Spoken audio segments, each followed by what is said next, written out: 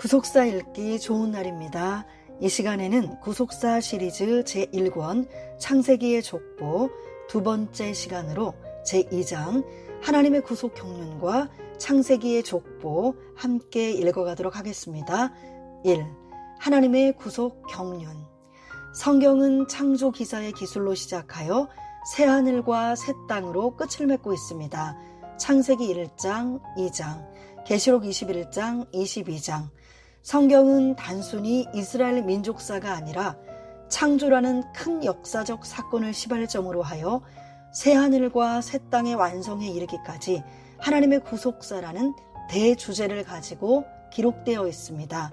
구속사라는 말에서 구속은 해방과 같은 뜻으로 죄의 속박에서 그 값을 주고 풀려나 자유롭게 되는 구원을 말합니다. 따라서 구속은 반드시 어떤 대가를 지불해야 한다는 것을 전제하고 있습니다. 죄의 결과인 사망의 값을 우리 대신 지불하시고 구속을 이루신 분은 천상천하에 오직 예수 한 분뿐이십니다. 로마서 6장 23절, 마태복음 20장 28절. 디모데전서 2장 6절에서는 그가 모든 사람을 위하여 자기를 속전으로 주셨으니, 마태복음 20장 28절에서는 자기 목숨을 많은 사람의 대속물로 주려 함이니라. 에베소서 1장 7절에서는 그의 피로 말미암아 구속 곧 죄사함을 받았으니 라고 말씀합니다. 또한 베드로전서 1장 18절로 19절에서는 우리의 구속함이 금이나 은으로 된 것이 아니라 그리스도의 보배로운 피로 된 것이라고 하였습니다. 죄를 알지도 못하신 분에게 전 인류의 죄를 몽땅 전가하시고 우리에게는 하나님의 의를 선물로 주셨습니다. 히브리서 4장 14절로 15절, 로마서 8장 3절로 4절, 4장 25절, 고린도전서 5장 21절, 에베소서 2장 8절, 골로새서 1장 20절로 22절, 베드로전서 3장 18절. 죄 없는 분을 죄 있는 모양으로 이 땅에 보내시어 율법의 요구를 만족시키기 위해 주님의 생명을 값으로 지불하셨습니다. 로마서 8장 3절로 4절. 그리하여 골로새서 1장 20절로 22절에서는 악한 행실로 원수가 되었던 우리를 그의 육체의 죽으심으로 화목해 하사 거룩하고 흠없고 책망할 것이 없는 자로 그 앞에 세우고자 하셨다고 말씀하고 있습니다. 구속사란 바로 이러한 예수 그리스도의 죽음과 부활을 중심으로 죄인들을 구원하는 전 역사를 말합니다. 좀 더 폭넓은 의미에서 구속사를 정의하자면 인류의 시조 아담과 하와의 타락으로 잃어버렸던 낙원의 회복을 위해 인류와 만물을 새롭게 하시려는 하나님의 경륜이라고 할 수 있습니다. 계시록 21장 5절. 따라서 세계사의 중심은 구속사이고 구속사의 중심은 예수 그리스도입니다. 예수 그리스도는 주전과 주후를 나누는 세계적 원년의 주인이요 구약의 최종 완성이고 신약의 근거이며 신구약 성경의 핵심입니다. 이 땅에서 펼쳐지는 모든 역사는 예수 그리스도를 중심으로 진행되고 예수 그리스도를 통하여 성취되며 예수 그리스도가 다시 오심으로 완성될 것입니다. 성경은 이러한 구속사의 주인공이신 예수 그리스도를 가리켜 하나님의 비밀이라고 하였습니다. 그래서 골로새서 2장 2절에서 하나님의 비밀인 그리스도라고 말씀하고 있습니다. 골로새서 1장 26절로 27절에서는 이 비밀은 만세와 만대로부터 오므로 감추었던 것인데 이제는 그의 성도들에게 나타났고 하나님이 그들로 하여금 이 비밀의 영광이 이방인 가운데 어떻게 풍성한 것을 알게 하려 하심이라. 이 비밀은 너희 안에 계신 그리스도시니 곧 영광의 소망이니라 라고 말씀하고 있습니다.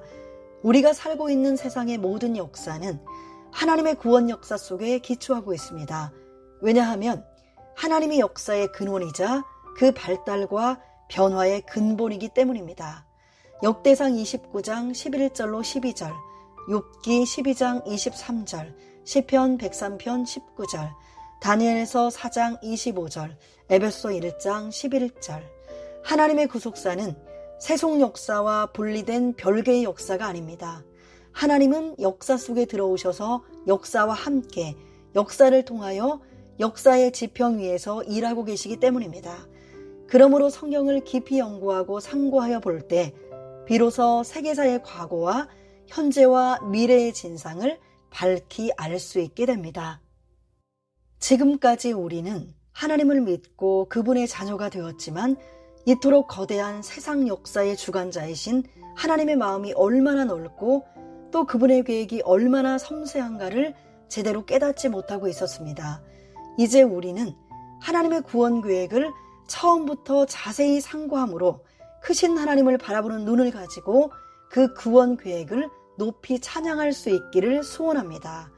그리고 지금 우리 자신이 하나님의 구속사의 과정에서 어느 지점쯤에 서 있는지 자신의 위치와 사명을 새롭게 발견할 수 있기를 바랍니다.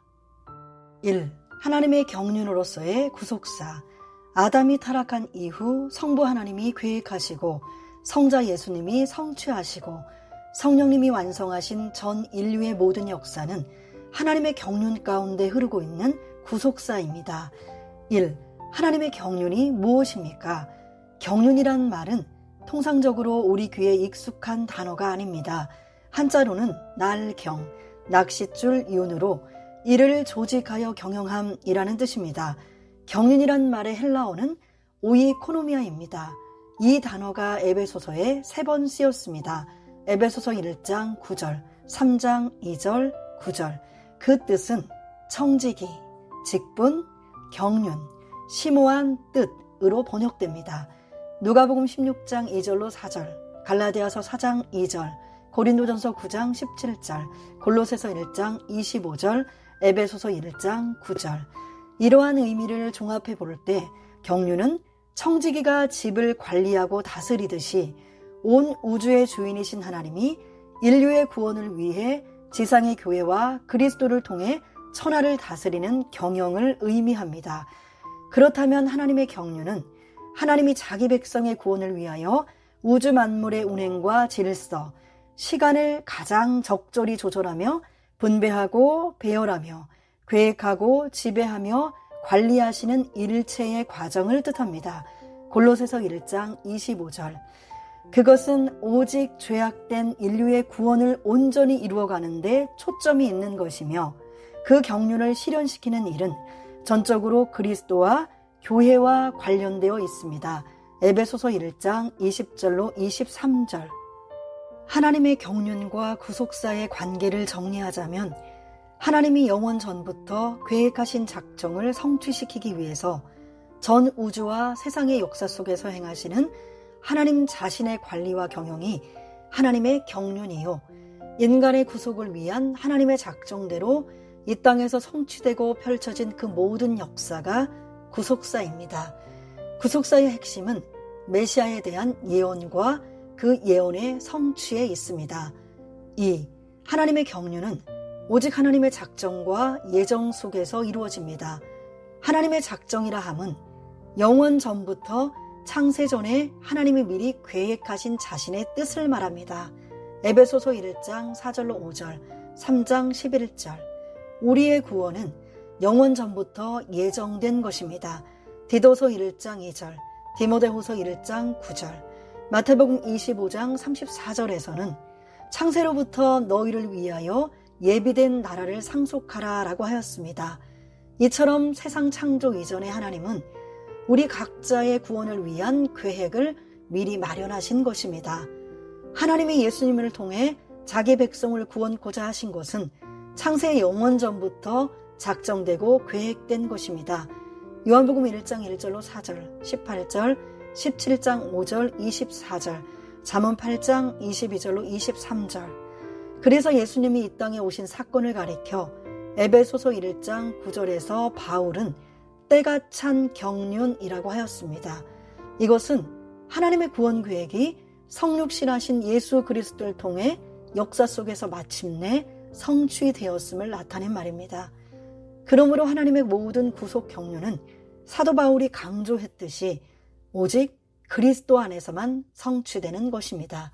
에베소서 1장 3절로 4절, 7절, 9절로 10절, 12절, 15절, 20절. 또한 사도 바울은 예수님이 이 땅에 오신 이후 이스라엘의 선민 개념을 무너뜨리시고 이방인도 구원하시려는 하나님의 작정과 계획이 실현된 것을 깨닫고 놀라워하면서 그것을 가리켜 비밀의 경륜이라고 하였습니다. 에베소서 3장 9절. 그것은 이전까지 아무에게도 알려지지 않았던 것이기 때문입니다. 하나님은 지금도 때가 찬 경륜과 비밀의 경륜이라는 구속사의 설계대로 친히 역사 속에 개입하셔서 영원전에 계획하신 자신의 뜻을 하나하나 빠짐없이 실현해 나가고 계십니다. 이 구속 역사는 하나님의 작정과 계획이 모두 성취될 때까지 멈추지 않고 전개될 것이며 예수 그리스도의 재림으로 마침내 완성될 것입니다. 2. 구속사의 내용과 범위. 1. 구속사의 내용은 타락한 인류의 구원입니다. 인류 구원의 내용 한복판에는 하나님의 은혜가 한없이 솟구치고 있습니다. 구속사의 핵심은 무서운 심판이나 진노가 아니고 한 사람이라도 더 구원에 이르기를 원하시는 하나님의 인내, 은혜와 자비의 역사입니다. 데살로니가전서 5장 9절, 디모데전서 2장 4절, 베드로후서 3장 9절. 하나님은 한 번도 타락한 인류 구원의 의지를 포기한 적이 없습니다. 죄악의 관용으로 인류가 심판의 위기를 맞을 때마다 언제나 생각 밖의 은혜를 베풀어 주셨습니다. 그것은 바로 거룩한 씨를 보존하시고 최후의 구루터기를 남기신 데서 발견됩니다. 베드로후서 2장 5절, 이사야 6장 13절. 하나님은 아주 절망적인 상황에서 생명을 용수숨치게 하셨고 인간의 죄가 커지고 많아질수록 하나님의 은혜와 자비가 더욱 강하게 빛을 발하게 하셨습니다. 로마서 5장 20절. 2. 구속의 범위는 인간의 전인적 구속과 전 우주의 회복입니다. 아담 한 사람의 범죄로 하나님의 진노와 저주가 전 인류에게 미쳤고 또 사람뿐 아니라 온 우주 만물에도 영향을 미치게 되었습니다. 로마서 5장 12절, 15절, 17절, 20절. 그러므로 구속은 단순히 인간에게 국한된 문제가 아닙니다. 전 우주를 다 포괄하며 영혼뿐만 아니라 육체도 포함하는 전인 구속을 가리킵니다. 로마서 8장 19절로 23절. 사도 바울은 로마서 8장에서 타락으로 인한 우주적인 3대 탄식에 대하여 말씀하였습니다. 첫째, 피조물의 탄식입니다. 로마서 8장 22절. 인간의 타락으로 저주가 피조물에게도 확산되었기에 모든 피조세계도 하나님의 아들들이 타락에서 회복될 영광스러운 구속의 날을 고대하고 있는 것입니다. 창세기 3장 17절로 19절, 로마서 8장 19절. 왜냐하면 그때 모든 피조물도 저주의 상태에서 벗어나 창조 본연의 위치로 돌아갈 것이기 때문입니다. 둘째, 성도의 탄식입니다. 로마서 8장 23절. 성도들은 비록 예수 그리스도를 믿음으로 하나님의 자녀가 되었지만 아직 육신은 병들고 죽어야 하는 불완전한 상태에 있기에 이제 주님의 재림으로 말미암아 우리의 몸까지 영화롭게 되기를 간절히 소망하는 것입니다. 고린도전서 15장 50절로 58절. 셋째, 성령의 탄식입니다. 로마서 8장 26절. 성령님은 모든 성도들이 타락에서 하루빨리 실제적으로 회복되기를 간절히 소망하시면서 성도를 위하여 말할 수 없는 탄식으로 기도해 주십니다. 하나님의 모든 구속의 역사가 성취되는 날, 이 우주적인 3대 탄식도 다 그치고 전 우주가 회복되는 영광스러운 순간이 도래하게 될 것입니다. 3. 구속의 방법은 예수 그리스도의 대속입니다. 이 구속사는 아담이 타락한 이후 여자의 후손에 관한 약속으로 이어졌습니다. 창세기 3장 15절. 이 약속 이후 하나님은 친히 아담과 그 아내를 위하여 가죽옷을 지어 입히셨습니다. 창세기 3장 21절. 옷을 짓기 위해 짐승의 가죽이 사용된 것은 인간을 위해 짐승이 피 흘리고 죽어간 것을 보여줍니다. 죄를 지은 인간을 감싸기 위해 죄 없는 짐승이 대신 희생된 것입니다. 이것은 장차 무죄하신 예수 그리스도가 속죄 어린 양으로 십자가에서 희생의 피를 흘려 죄인들을 대속하시고 구원하실 것을 예표합니다. 요한복음 1장 29절, 고린도전서 5장 7절, 계시록 5장 6절. 예수 그리스도의 십자가의 공로만이 인간의 죄와 고통을 해결시켜 주십니다. 죄인은 십자가의 보혈로서 그리스도의 의를 받아야 하고 그리할 때 모든 죄의 수치를 온전히 가리울 수 있습니다. 로마서 3장 25절, 13장 14절, 갈라디아서 3장 27절, 에베소서 4장 24절, 골로새서 3장 10절. 가죽옷을 하나님이 직접 지으시고 손수 입혀주신 것은 범죄한 후 인간이 전적으로 무능하게 되었으므로 인간의 구원은 오직 하나님의 주권적인 은혜로만 가능하다는 사실을 보여줍니다. 창세기 3장 21절, 로마서 3장 10절. 창세기 3장 15절이 복음의 최초 선포라면 창세기 3장 21절은 속죄의 최초 선포를 할 것입니다. 보배로운 그리스도의 피의 희생으로 말미암아 인간을 구속하실 놀라운 섭리를 이미 아담과 하와를 통해 보여주신 것입니다. 그런 의미에서 창세기 3장은 인류 타락의 시작이요, 동시에 타락한 인류의 살 길을 열어준 복음의 시작이요, 속죄 복음의 근원지인 것입니다. 3. 구속사의 최고 봉우리 그리스도.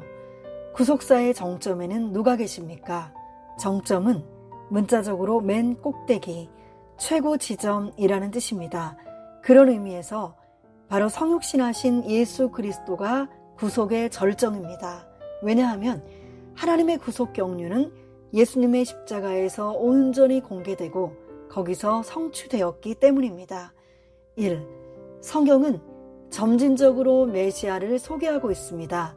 신구약은 모든 사건과 각 시대의 흐름에 따라 점진적으로 메시아를 소개하였습니다.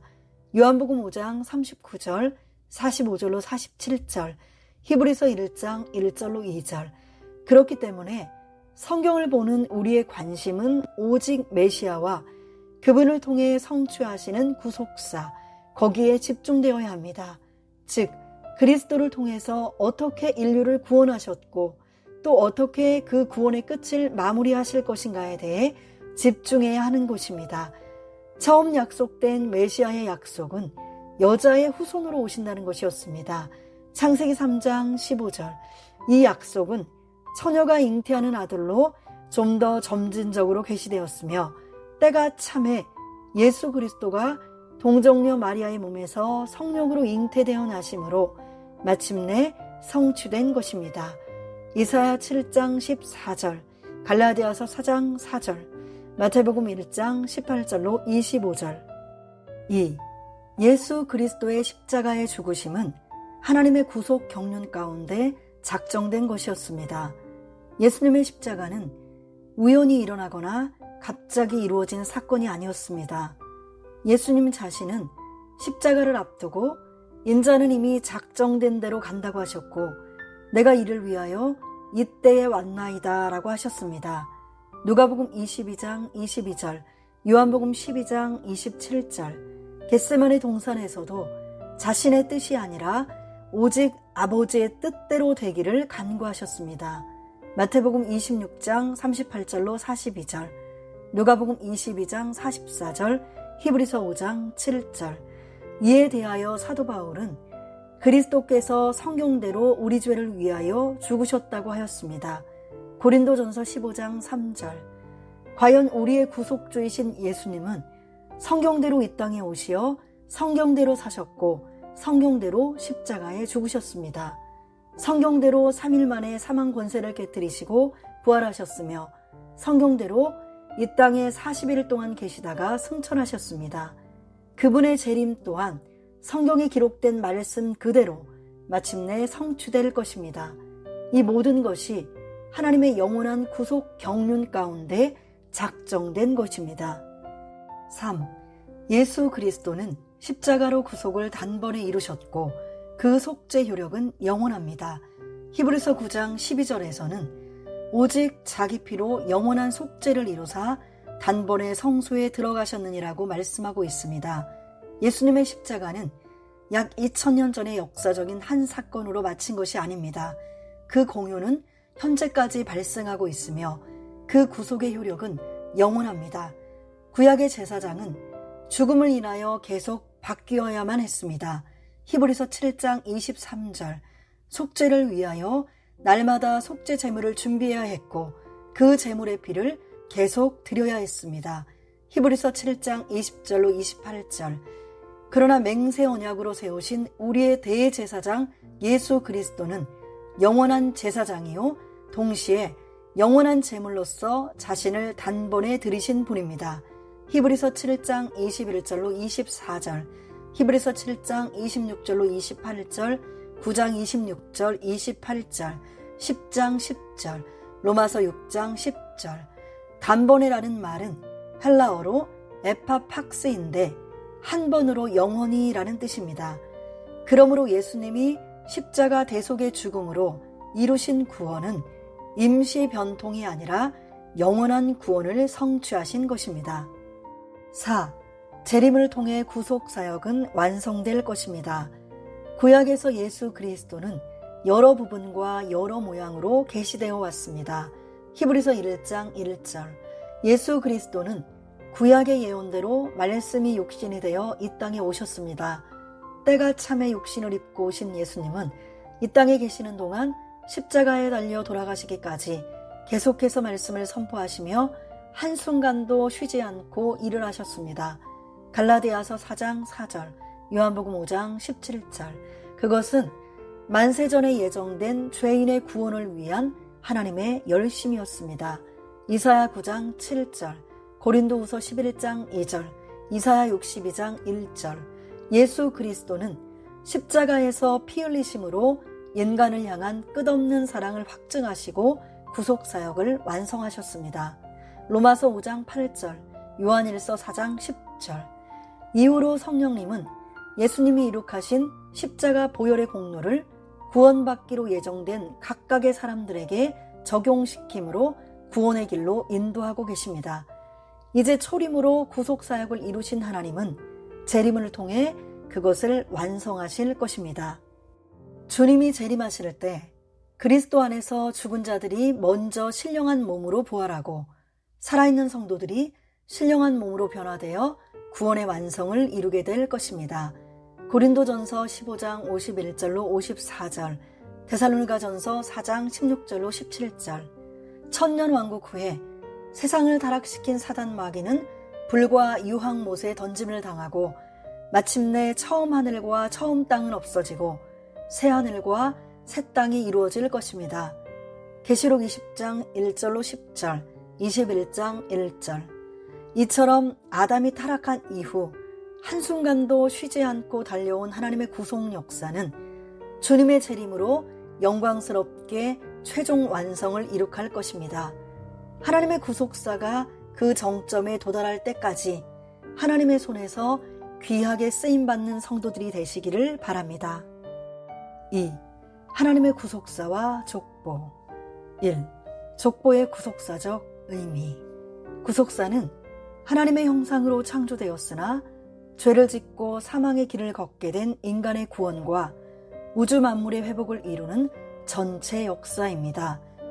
구속사의 가장 큰 흐름은 창조와 타락과 회복입니다. 따라서 여자의 후손으로 태어날 메시아가 누구인지, 그리고 그를 소망하는 하나님의 백성들이 메시아를 통해 얻게 될 구원에 초점이 모아져 있습니다. 이러한 구속사의 핵심적인 흐름과 주제들이 족보에 기록된 각 인물들을 통해 명백하게 제시되어 있습니다. 족보에 기록된 인물들의 이름과 그들이 항소한 연대에는 매우 간결하게 구속사가 압축되어 있습니다. 성경은 이러한 구속사의 큰 흐름을 여러 단위의 족보를 통해 말씀하고 있습니다. 대표적으로 창세기 5장에 나오는 아담의 족보는 아담에서 그의 10대 손 노아까지, 창세기 11장에 나오는 셈 자손의 족보는 셈에서 그의 10대 손 아브라함에 이르는 과정을 소개해 줌으로써 메시아가 아브라함의 후손으로 오실 것을 명확히 해주고 있습니다. 특히 창세기 5장과 11장 족보의 경우 약 4천년에서 6천년 전의 사람임에도 불구하고 한 인물의 출생, 그 자녀의 출산, 그리고 그가 향수한 횟수까지 빠짐없이 연속적으로 기록하고 있습니다. 그리하여 하나의 완전한 연대표를 제시하고 있습니다. 이들의 족보는 실제하는 역사 속에서 하나님의 구속사가 한 세대도 빠짐없이 계속되고 있음을 명확히 전달하고 있습니다. 창세기의 족보 이후에 룻기의 족보는 유다의 아들 베레스 출생에서 다윗 출생까지 약 840년에 해당하는 인물을 단 10명으로 압축한 짧은 족보입니다. 룻기 4장 18절로 22절. 이것은 야곱의 12아들 가운데 넷째 아들 유다를 통해 메시아가 오실 것을 보여줍니다. 또한 히브리 원문 성경에서 가장 마지막에 기록된 역대기는 1장부터 9장까지 족보이며 아담부터 암흑기 이전까지 약 3600년이 훨씬 넘는 기간에 해당하는 수많은 인물들이 구속사적 관점에서 기록되어 있습니다. 이러한 구약의 구속사의 흐름을 전체적으로 요약하고 있는 것이 마태복음 1장의 족보입니다. 마태는 아브라함과 다윗의 자손 예수 그리스도의 세계라고 시작함으로써 창세기 5장과 창세기 11장과 룻기의 족보, 그리고 역대기의 족보를 거쳐 마침내 메시아로 오신 예수님을 소개하고 있습니다. 마태복음 1장 1절, 역대상 1장부터 9장. 그러므로 창세기의 족보를 깊이 상고하면 할수록 예수 그리스도를 향한 구속사적 경륜이 더 밝히 드러나게 됩니다. 각 족보에 나타난 이름, 출생과 사망, 각 인물에 대한 설명 등은 그 시대의 상황을 선명하게 알려주고 있으며 나아가 장차 오실 예수 그리스도의 다양한 모습을 증거하는 계시적 역할을 하고 있습니다. 이런 의미에서 족보는 구속사의 핵심이요, 족보에 대한 연구는 하나님의 경륜을 가장 확실하게 찾아내는 지름길이 될 것입니다. 세상에 뜻없는 소리는 하나도 없습니다. 하물며 성경의 족보에 나타난 인물들이겠습니까? 여기에는 무수한 보화들이 가득 담겨 있는 것입니다. 그러므로 족보를 인물의 무의미한 반복적인 열거로 여기는 우를 범하지 말아야 할 것입니다. 우리는 보혜사 성령님의 감동과 감화를 통해 족보 속에서 세밀하게 구속사의 광맥을 찾아야 할 것입니다. 2. 족보의 형식과 흐름. 하나님이 여러 부분과 여러 모양으로 섭리하신 구속 역사 속에는 한 가지 뚜렷한 목적과 방향이 있습니다. 히브리서 1장 1절로 2절. 바로 택한 백성을 구속하시기 위해 여자의 후손으로 약속된 메시아를 보내시는 일입니다. 창세기 3장 15절. 메시아를 보내신 하나님의 구속 경륜을 기록한 것이 성경이며 그 가운데 가장 간결하게 압축된 기록이 족보입니다. 이러한 족보는 여러 가지 형식과 흐름을 가지고 있습니다. 1. 족보의 형식. 족보는 그 형식에 따라 첫째, 상향식과 하향식 족보로 구분할 수 있습니다. 누가복음 3장에 나오는 족보는 대표적인 상향식 족보로 예수 그리스도로부터 거슬러 올라가 아담과 그리고 하나님에 이르고 있습니다. 역대상 6장 33절부터 47절은 해만에서 시작하여 레위로 올라가는 상향식 족보입니다. 하향식 족보는 족보의 마지막에 등장하는 인물에 초점이 모아져 있습니다. 예를 들어 창세기 5장 아담의 족보에서는 마지막 10대 손인 노아에 초점이 모아져 있고 창세기 11장에 나오는 셈에서 아브라함까지의 족보 역시 10대째 인물인 아브라함에게 초점이 모아져 있습니다. 둘째, 수직적 족보와 수평적 족보로 구분할 수 있습니다. 수직적 족보는 직계 자손의 흐름을 중심으로 기록된 족보입니다. 창세기 4장의 가인 계열의 족보나 창세기 5장의 셋 계열의 족보가 대표적인 경우입니다. 수평적 족보는 한 인물의 여러 아들들의 족보를 한꺼번에 다 기록하는 족보입니다. 노아의 세 아들 중 함과 야벳에 대한 족보, 나홀의 족보, 그두라의 가계, 이스마엘의 자손, 에서의 자손 등의 기록이 여기에 해당됩니다. 창세기 10장 2절로 20절, 창세기 22장 20절로 24절, 창세기 25장 1절로 6절, 창세기 25장 12절로 16절, 창세기 36장 1절로 43절. 2. 족보의 두 가지 흐름. 하나님의 구속 역사가 진행되는 동안 그 구속사를 단절시키려는 사단의 집요한 공세 또한 한 세대도 쉬지 않고 지속되었습니다. 가인의 살인 사건을 시작으로 아기 예수를 살해하려는 헤롯의 음모에 이르기까지 사단의 역사는 구속사 전반을 통해 끊임없이 계속되었습니다. 창세기 4장 1절로 12절, 마태복음 2장 1절로 13절. 창세기 4장은 구속사를 단절시키려 했던 가인 계열의 족보이며 창세기 5장은 아담의 아들 셋을 중심으로 하나님의 구속사를 이끌어갔던 사람들의 족보라 할 수 있습니다. 이렇게 족보는 하나님의 구속사의 뜻을 성취시켜 나가는 신앙적인 자손들의 족보와 그 뜻을 대적하는 불신앙적인 자손들의 족보라는 두 가지 흐름이 있습니다. 성경의 중심적인 족보는 신앙적인 자손들의 족보입니다. 대표적으로 창세기 5장의 아담의 족보, 창세기 11장의 셈의 족보는 아담에서 아브라함까지 이어지는 신앙적인 자손들의 흐름을 보여주는 족보입니다. 나아가 룻기 4장의 보아스 족보는 유다의 아들 베레스에서 다윗 왕까지 신앙적인 자손들의 족보입니다. 마태복음 1장의 족보는 아브라함부터 예수님까지 이르는 42대 속에서 하나님의 언약을 통한 구속 역사를 일목요연하게 드러내주고 있습니다. 물론 신앙적인 자손들의 족보에 악한 인물들이 나오기는 하지만 그들에 의해 하나님의 구속사적 경륜이 결코 중단된 적이 없습니다. 다음으로 불신앙적인 자손들의 족보가 있습니다. 성경은 이 족보에 대해서도 상당 분량을 할애하고 있습니다. 가장 대표적인 것은 창세기 4장에 나오는 가인 계열의 족보입니다. 그 외에 함의 자손의 족보, 이스마엘 자손의 족보, 에서 자손의 족보 등이 여기에 해당됩니다. 창세기 10장 6절로 20절, 창세기 25장 12절로 16절, 창세기 36장 1절로 43절. 신앙적인 자손들의 족보는 한 조상으로부터 마지막 후손까지 빠짐없이 수직적으로 기록되어 마침내 예수 그리스도에게서 열매 맺고 있습니다. 반면에 불신앙적인 자손들의 족보는 그렇지 않습니다. 불신앙적인 족보에 나오는 인물들은 구속 역사 내내 하나님을 대적하고 하나님의 선민을 괴롭히면서 자신들의 문화와 문명을 화려하게 건설하였으나 결국에는 멸망을 받아 역사 속에서 사라지고 말았습니다. 3. 창세기의 족보. 창세기는 전체적으로 10개의 족보로 구성되어 있습니다. 그래서 창세기는 족보책, 계보이야기라는 별명을 가지고 있습니다. 창세기는 성경 66권을 시작하는 책입니다. 인류의 시작과 근원을 밝히면서 경건한 자손 한 사람 한 사람의 배후에서 섭리하신 하나님의 역사를 계시하고 있습니다.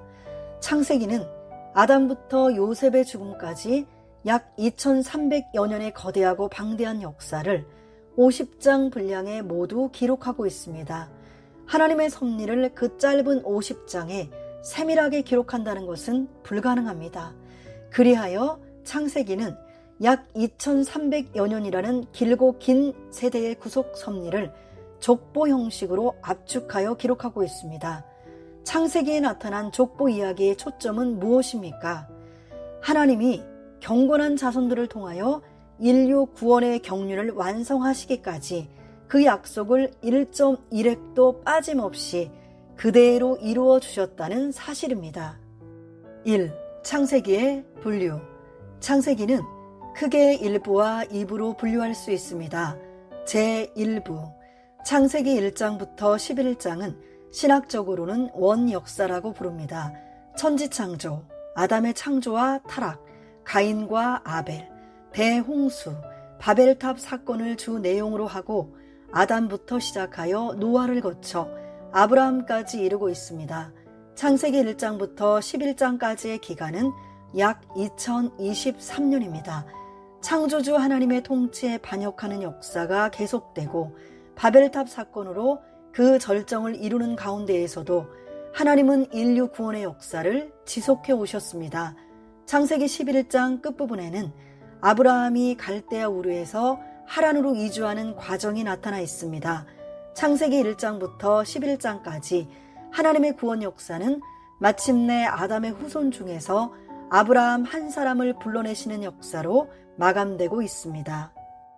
제2부 창세기 12장부터 50장은 선민 이스라엘 민족의 태동기로서 아브라함, 이삭, 야곱, 요셉 족장들의 생애를 기록하고 있습니다. 창세기의 제1부는 창조 기사와 아브라함이라는 인물을 부각시켜 놓았고 제2부는 4명의 족장 개인의 삶을 중점적으로 기록하고 있습니다. 제2부의 전체 연대는 약 280여 년에 불과합니다. 내용의 분량은 제1부보다 5배가량 많지만 역사가 진행된 기간은 제1부의 7분의 1밖에 되지 않습니다. 이렇게 볼 때 창세기 제1부는 족보를 통하여 많은 세대를 더욱 압축하여 기록했음을 알 수 있습니다. 창세기 4장, 5장, 10장, 11장. 2. 창세기에 나타난 10개의 족보. 창세기에는 10개의 족보가 나타나고 있습니다. 1. 하늘과 땅의 족보. 창세기 2장 4절. 천지에 창조된 대략이 이러하니라. 2. 아담의 가족 족보. 창세기 5장 1절. 아담의 자손의 계보가 이러하니라. 3. 노아의 가족 족보. 창세기 6장 9절. 노아의 사적은 이러하니라. 4. 노아의 자손들의 족보. 창세기 10장 1절. 노아의 아들 셈과 함과 야벳의 후예는 이러하니라. 5. 셈의 족보. 창세기 11장 10절. 셈의 후예는 이러하니라. 6. 데라의 족보.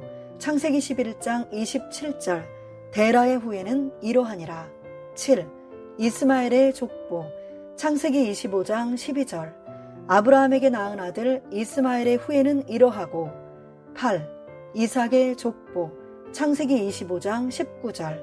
아브라함의 아들 이삭의 후예는 이러하니라. 9. 에서의 족보. 창세기 36장 1절. 에서 곧 에돔의 대략이 이러하니라. 10. 야곱의 족보. 창세기 37장 2절. 야곱의 약전이 이러하니라. 이와 같이 창세기의 족보는 10개의 족보로 구성되어 있는데 1번부터 5번까지 족보는 창세기의 제1부에 해당되고 6번부터 10번까지의 족보는 창세기의 제2부에 해당됩니다. 각각의 족보에서 서두를 여는 톨도트라는 단어는 족보를 소개하는 경우와 새로운 이야기를 시작하는 경우로 구분되었습니다. 이러한 창세기 구조를 통해 얻을 수 있는 중요한 교훈은 다음과 같습니다. 첫째, 창세기의 족보는 창조와 타락, 심판과 회복의 역사를 말해주고 있습니다. 특별히 창세기 5장 족보에서 노아는 아담 타락 이후 홍수 심판에 처해진 인류를 회복시켜줄 구원의 중심 인물입니다. 그리고 창세기 11장의 족보에서 아브라함 또한 바벨탑을 쌓고 하나님의 구원에 도전하는 인류를 온 지면에 흩으신 심판 가운데서 선택하신 구원의 중심 인물로 묘사되어 있습니다. 둘째, 창세기의 족보는 구원 역사를 담당할 중심 인물인 아브라함에게 집중되어 있습니다. 그래서 창세기에 등장하는 10개의 족보는 아브라함을 중심으로 앞뒤 5개씩 연결되어 있습니다. 셋째, 창세기 1장부터 11장은 성경 전체의 서론에 해당되는 부분으로 그 속에는 구속사의 시작과 끝이 다 포함되어 있습니다.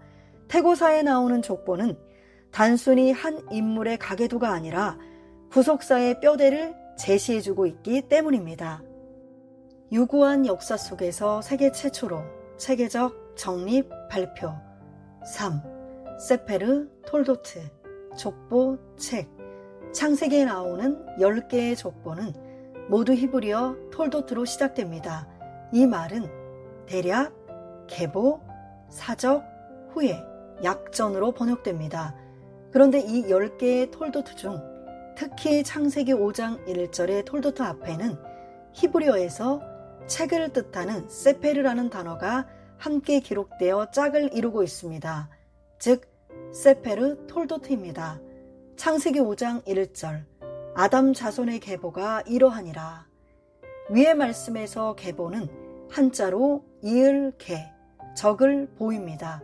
그 뜻은 조상 때로부터의 혈통이나 집안의 역사를 적은 책, 사람의 혈연 관계나 학문, 사상 등의 계통 순서를 나타낸 기록입니다. 계보는 히브리어로 세페르 톨도트입니다. 여기서 보에 해당하는 히브리어 세페르는 글, 편지, 두루마리, 책 등의 뜻을 가집니다.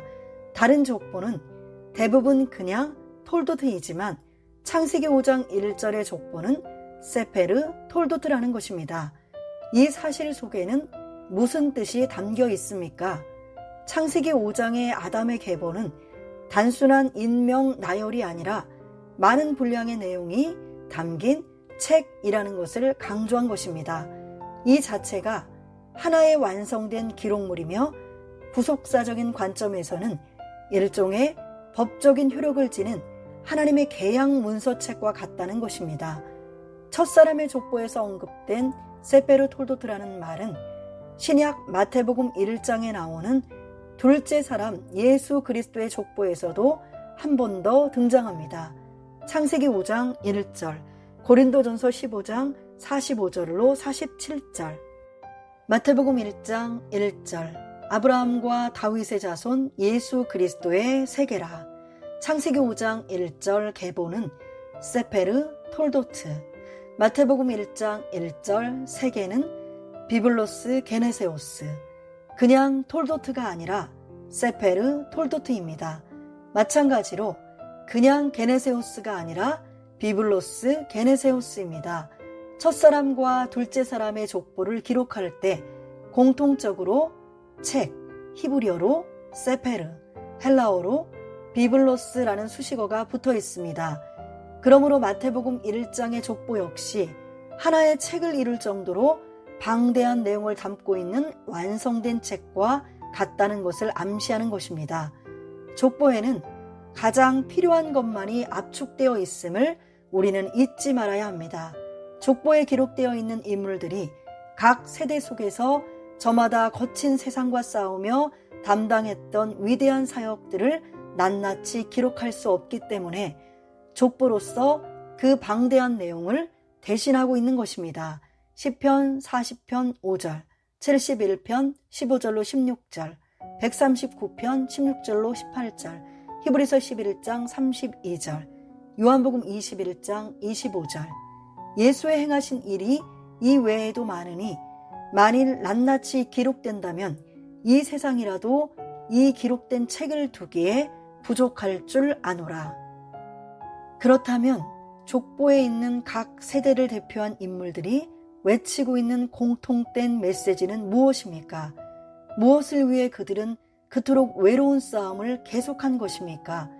세세의 경건한 후손들과 셈의 경건한 후손들은 오직 살아계신 하나님의 인류 구원을 위해 세상에서 버림받고 외면당하는 뼈아픈 슬픔과 한숨, 외로움 속에서도 저마다 구속사의 바톤을 이어받아 달리는 자기 역할에 충실했던 것입니다. 그러므로 창세기의 족보는 상고하면 할수록 인류 구원을 위한 끝없는 하나님의 사랑의 손길을 느낄 수 있고 은혜의 심연을 풍성하게 체험하게 됩니다. 거기에는 약속의 후손이 오시기까지 경건한 자손들이 담당했던 선한 싸움의 흔적들로 가득합니다. 이 같은 하나님의 그 뜨거운 열심이 마침내 예수 그리스도의 성육신과 십자가 대속의 역사로 인류 구원을 성취하신 것입니다. 4. 창세기의 족보 연구 방향. 창세기에 나오는 10개의 족보는 모두 똑같은 형식으로 기록된 것이 아니라 때로는 2번씩 반복된 족보도 있고 단순하게 이야기식으로 끝낸 것도 있습니다. 그 가운데 창세기 5장의 셋의 족보나 11장의 셈의 족보 같은 경우는 가장 전형적인 족보 형식을 따라 자손의 이름과 나이까지 상세히 기록하였음을 볼 수 있습니다. 앞으로 우리는 창세기 4장의 가인 계열의 족보와 창세기 5장과 11장의 셋과 셈의 족보를 다음과 같은 방법으로 살펴볼 것입니다. 1. 각 인물의 이름의 뜻. 이름은 하나의 구별짓는 기호이자 그 존재 자체를 가리키고 그 존재의 속성과 인격까지 내포합니다. 창세기 2장 19절. 또한 평생 따라다닐 뿐 아니라 그가 죽은 이후까지 남겨지는 것으로 매우 중요한 의미를 지니고 있습니다. 예를 들어 야곱은 발꿈치를 잡은 자, 속이는 자라는 뜻이며 그의 바뀐 이름 이스라엘은 하나님과 겨루어 이김이라는 뜻입니다. 야곱의 이름이 바뀜으로 새로운 존재와 인격의 사람이 되었음을 나타내고 있습니다. 이름을 지을 때는 부모의 신앙이 자녀에게 100% 영향을 미치게 됩니다. 단순히 그 이름을 소유한 자의 모습으로만 볼 것이 아닙니다.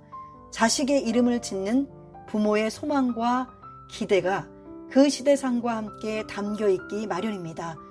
그러므로 이름 하나만 가지고도 아주 폭넓게 그 인물과 시대상을 가늠해 볼 수 있는 것입니다. 시대를 예표하는 경건한 후손, 기도의 사람들이 아들을 낳았을 때 그들은 분명 자녀들의 이름을 가볍게 짓지 않았을 것입니다. 그 시대를 향한 하나님의 소원과 뜻을 깊이 헤아려 자식들의 이름에 담아 지었을 것입니다. 한 가정에 많은 자녀가 있을지라도 그 부모의 이름을 빛내고 영광스럽게 하는 자녀는 대대로 기념하여 가문의 자랑을 삼습니다. 경건한 자손들의 족보에 특별히 기록된 자들은 그 이름이 아직도 흐려지지 않고 있습니다. 이처럼 족보에 나오는 이름들 속에는 그 인물들의 시대상뿐 아니라 더 나아가 시대를 관통하는 하나님의 구속사가 압축되어 있는 것입니다. 그러므로 아담의 계보 가운데 특별히 셋 계열에 기록된 자들의 이름과 뜻과 어원을 구속사적 입장에서 깊이 살펴보는 일은 아주 뜻깊은 일이 아닐 수 없습니다. 2. 출생과 수명. 이는 족보 속의 인물들이 언제 태어나서 얼마만큼 일하다가 언제 죽었느냐 하는 것입니다. 이것은 족보에 있어서 기본적인 문제입니다. 나이는 그 사람이 살던 시대와 역사성을 반영합니다. 그러므로 우리는 그들이 출생하게 된 시대의 종교적, 사회적인 배경, 그리고 그것이 그들의 수명에 어떤 영향을 끼쳤는지도 살펴보아야 할 것입니다. 3. 윗세대와 아랫세대의 긴밀한 관계. 출생과 수명을 살펴본 후에 그들이 살다간 횟수가 구체적으로 어느 시점까지 망라하고 있는지를 보아야 합니다.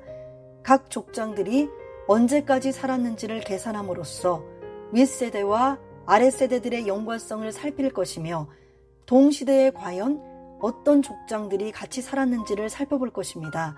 이것을 통하여 우리는 하나님의 구속사적 경륜이 윗세대에서 아랫세대로 어떤 경로를 통하여 전달이 되었는지를 밝힐 수 있을 것입니다.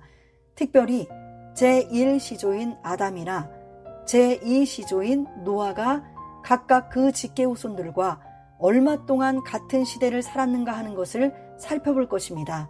이 과정을 통하여 지금까지 미처 알지 못했던 중요한 사실들을 발견하고 그 속에 깃들인 구속사적 섭리를 깨닫게 될 것입니다.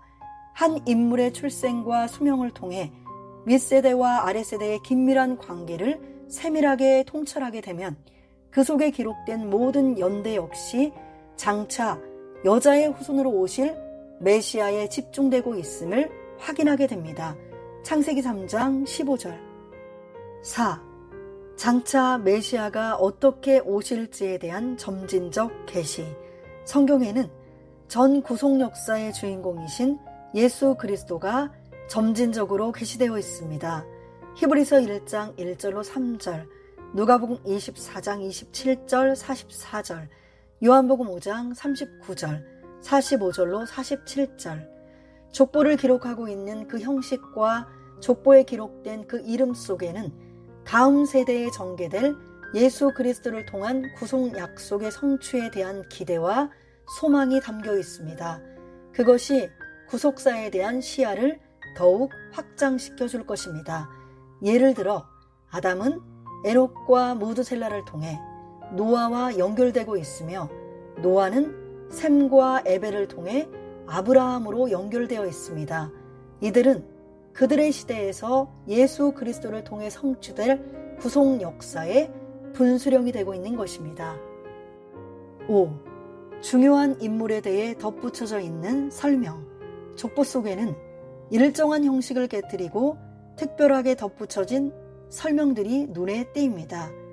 이 내용들이 중요한 분기점을 이루면서 구속사의 주인공 되시는 예수님을 더욱 뚜렷하게 부각시키는 역할을 하고 있습니다. 예를 들면 같은 족보 안에서도 다음 인물들에 대해서 특별한 설명이 덧붙여져 있습니다. 창세기 4장 가인의 족보, 가인, 라멕. 창세기 5장 셋의 족보, 아담, 에녹, 라멕, 노아. 창세기 10장 11장 셈의 족보, 셈, 에벨, 벨렉, 아브람. 따라서 족보에 나열되어 있는 인물 가운데 위 목록에 있는 인물들은 특별히 관심을 기울여 보아야 합니다. 6. 족보가 언급되고 있는 앞뒤 시대적 위치. 성경에서 족보가 등장하는 시점은 구속사적으로 매우 큰 의미가 있습니다. 족보는 새로운 구속사적 전환점, 분기점을 맞이할 때마다 정리되었기 때문입니다.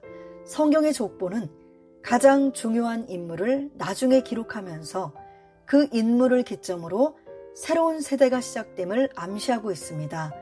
이런 점에서 족보의 시작과 마지막에 기록된 인물은 구속사적으로 의미가 깊다고 할 수 있습니다.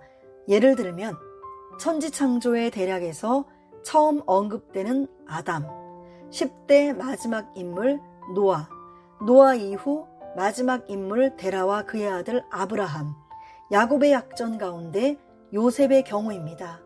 창세기 5장 32절, 창세기 11장 26절, 창세기 37장 2절부터 50장 26절. 창세기의 족보는 하나님이 전개하시는 구속사를 한눈에 볼 수 있게 한다는 점에서 매우 의미가 깊습니다.